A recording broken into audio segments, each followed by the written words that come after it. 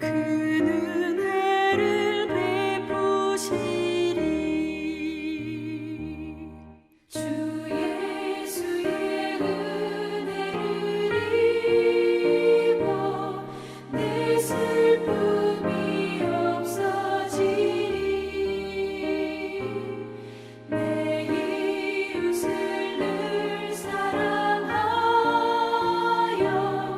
너 받은 것 거저주라. 주 예수께 조용히 나가 내 마음을 쏟아놓으라. 늘 은밀히 보시는 주님, 그 은혜를 베푸시리.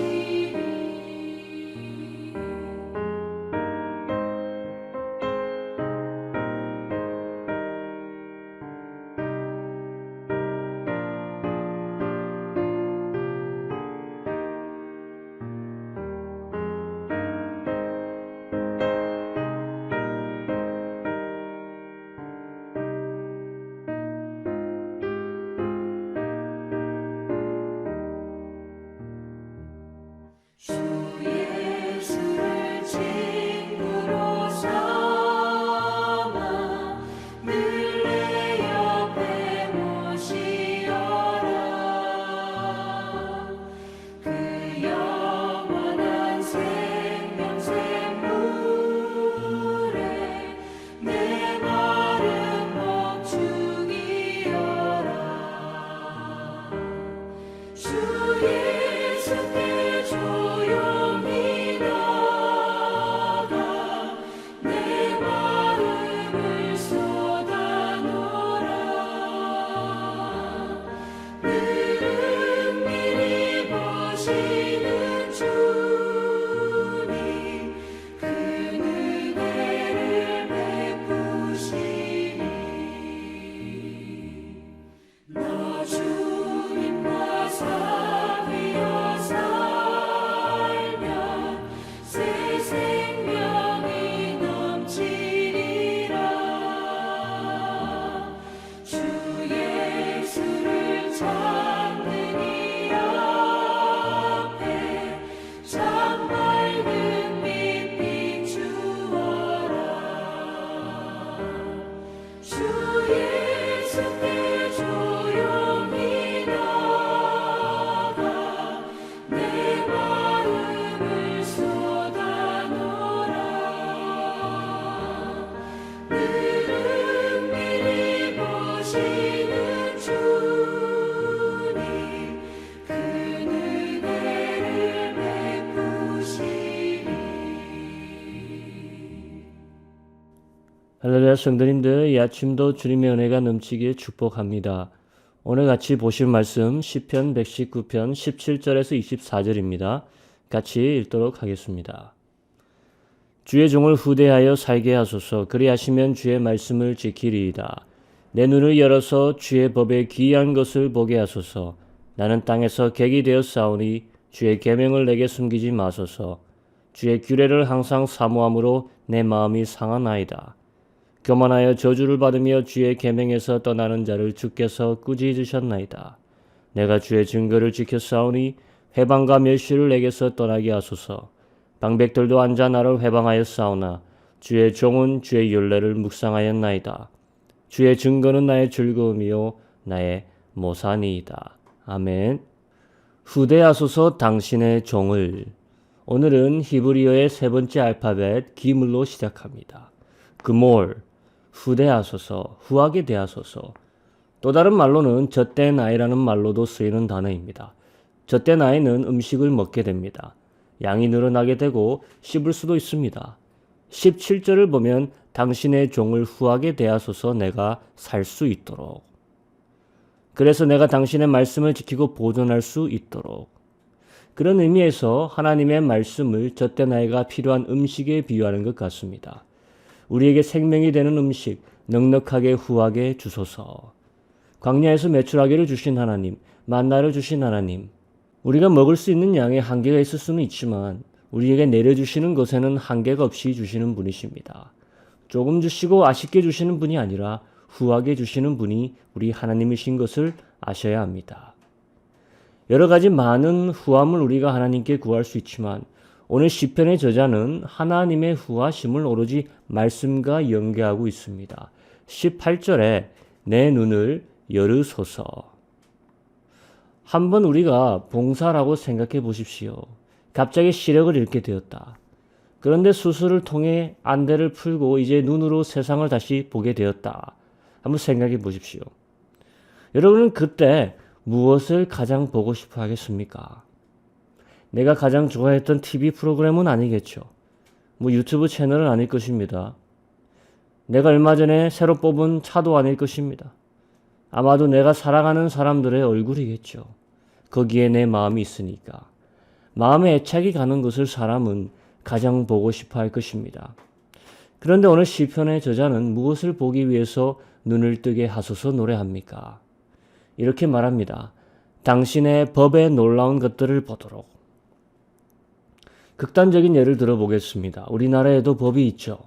민사, 형사, 헌법, 여러 가지 법이 있고 그 법들이 뭔지, 그 법들이 어떻게 해석이 되고 어떤 사례가 적용되었는지 방대한 양의 기록이 법과대학 도서관에 있을 것입니다. 그런데 아무리 법학과 대학생이라 하더라도 소경이 됐다 눈을 떴을 때 그 법에 관한 놀라운 사례나 조항들을 보려고 도서관으로 달려가지 않을 것입니다. 그것이 아무리 먹고 살려고 계획하고 공부하는 사람들도 그 정도로 법에 애착을 가지고 있지 않을 것입니다. 법에 뭐 그렇게 귀한 것들이 있고 즐거운 것들이 있습니까? 그거 읽으면서 주말 즐겁게 보낼 수 있겠습니까? 그런데 오늘 시편의 저자는 하나님의 법을 찾고 있습니다. 그가 만약 광명을 얻게 된 소경이라면 그는 하나님의 법을 가장 먼저 보고 싶다 고백하는 것입니다. 법에 무슨 기이하고 놀라운 것들이 있을까요? 시편의 저자는 하나님의 법에 기이하고 놀라운 것들이 있다고 합니다. 그는 이것들을 보고 싶다라고 하나님께 요청하고 있습니다. 성도님들, 하나님의 말씀에 기이한 것들을 보고 싶어 하십니까? 아니, 먼저 하나님의 말씀에 놀라운 것들이 숨겨져 있다고 믿으십니까? 그것들을 보기 위해 하나님께 광명을 달라고, 내 눈을 더 활짝 열어달라고 시편의 저자처럼 노래를 지어 부르는 것은 아니더라도 기도는 하고 있습니까? 우리는 이런 시편 저자의 말씀에 대한 사랑을 먼저 본받길 소원합니다. 저자는 하나님의 법을 무척이나 사랑하는 사람입니다. 19절, 나는 땅에서 객이 오니 나로부터 당신의 계명을 숨기지 마소서. 무슨 말일까요? 여러분은 어떻게 해석하십니까? 맞아, 우리는 이 땅에서 객이지. 잠시 있다 가는, 여기가 고향이 아닌 잠시 머무는 곳이지. 그럼 우리는 이곳에서 무엇을 하고 살아야 하고 무엇에 의지해서 살아야 합니까? 객이라는 것은 그 땅에서 소유권을 주장할 수 없는 자입니다. 그곳에서 투표권도 없고 분깃도 없고 오래 머물 수도 없고 눈치를 보며 살아야 하는 안타까운 사람들입니다. 보호받지 못하고 해를 당해도 하소연할 데가 없는 자들이 당시의 객이었습니다. 그런데 왜 시편의 저자는 당신의 계명을 숨기지 마소서라고 합니까? 낯선 땅에서 그가 찾고자 하는 것이 계명이라면 그것이 그에게 있어 위로요 보호이며 분깃이라는 믿음 때문일 것입니다. 왜 계명을 숨기지 말라고 노래하고 있을까요? 하나님께서 그의 말씀을 밝히시고 알리시길 원하실 것인데 왜 숨기지 말라고 할까요? 하나의 표현이겠죠. 하지만 마찬가지 바로 앞전에서 자신의 눈을 뜨게 해달라는 요청과 비슷한 것입니다. 바로 앞에 있어도 이해하지 못할 수 있고 자주 보더라도 보는 게 아닐 수 있다는 것 아니겠습니까? 우리가 대하는 말씀이 그런 것 아니겠습니까? 언제든지 내가 봉사가 될 수 있다라는 마음과 객이라는 생각을 놓쳐버릴 때 하나님의 율례와 법도가 밝히 보일 리가 없고 쉽게 찾아질 리가 없습니다. 내 마음이 비참하게 되고 내 마음이 갈급하고 궁할 때 비로소 하나님의 법도가 기이하고 그의 계명이 분깃이 되는 것이기에 시편의 저자는 자신의 마음이 늘 무뎌지지 않기를 노래하는 것입니다. 이제 마지막 23절로 건너뛰어 봅니다. 3절과 4절, 23절. 방백들로 앉아 나를 회방하여 싸우나 주의 종은 주의 율례를 묵상하였나이다. 주의 증거는 나의 즐거움이요 나의 모산이이다. 방백들이라면 세상의 권세자들이죠. 높은 자리에 앉아있는 권세자들입니다. 그들에게 회방을 당하는 처지라면 일반인은 살아날 길이, 빠져나갈 길이 없을 것입니다. 높은 자들이 대놓고 낮은 자를 죽이려고 덫을 놓으면 어떻게 힘없는 자가 빠져나가겠습니까? 그런 상황에서 우리가 의지할 수 있는 것이 무엇입니까? 저자는 주의 율례를 묵상하였다고 합니다. 아니 그게 그런 상황에서 할 수 있는 최선의 방법입니까? 어이가 없어 보일 수 있는 대처 방안이죠. 뭔가를 빨리 강구하고 빨리 대응하려고 해야 될 터인데 저자는 묵상, 주의 말씀 속으로 깊이 빠져서 생각했다는 것입니다. 지금 정신 차리고 도망가도 모자를 파내 말씀에 빠져 말씀을 묵상한다. 무슨 말일까요? 이 말은 그의 문제를 다 잊고 말씀에 빠져 시간을 보냈다 이런 말이 아니겠죠. 그는 자신의 상황의 문제를 말씀 속에서 답을 찾고자 노력했다는 것입니다. 우린 요새 말씀 속에서 답을 찾고자 하는 신앙인들 보기 힘듭니다. 기도 속에서 답을 찾고자 하는 자는 많이 봤어도 말씀 속에서 찾고자 하는 신앙인들 잘 보지 못했습니다. 기도는 내가 하나님께 주로 하는 말이 많잖아요. 말씀은 하나님께서 주로 우리에게 하는 말씀 아닙니까? 그렇담 기도와 말씀이 둘 다 돼야 오고 가는 대화가 될 것이 아닙니까? 이것을 우리가 잊고 신앙생활 할 때가 많이 있습니다. 가장 긴급하고 가장 곤란할 때 오늘도 저자는 말씀 속에서 답을 찾는 것입니다. 하나님의 음성을 듣고자 하는 것입니다. 지혜를 간구하는 것이죠. 그러니까 24절 마지막에 이런 고백을 하겠죠. 당신의 증거가 나의 기쁨이요 나의 모산이이다. 왜냐?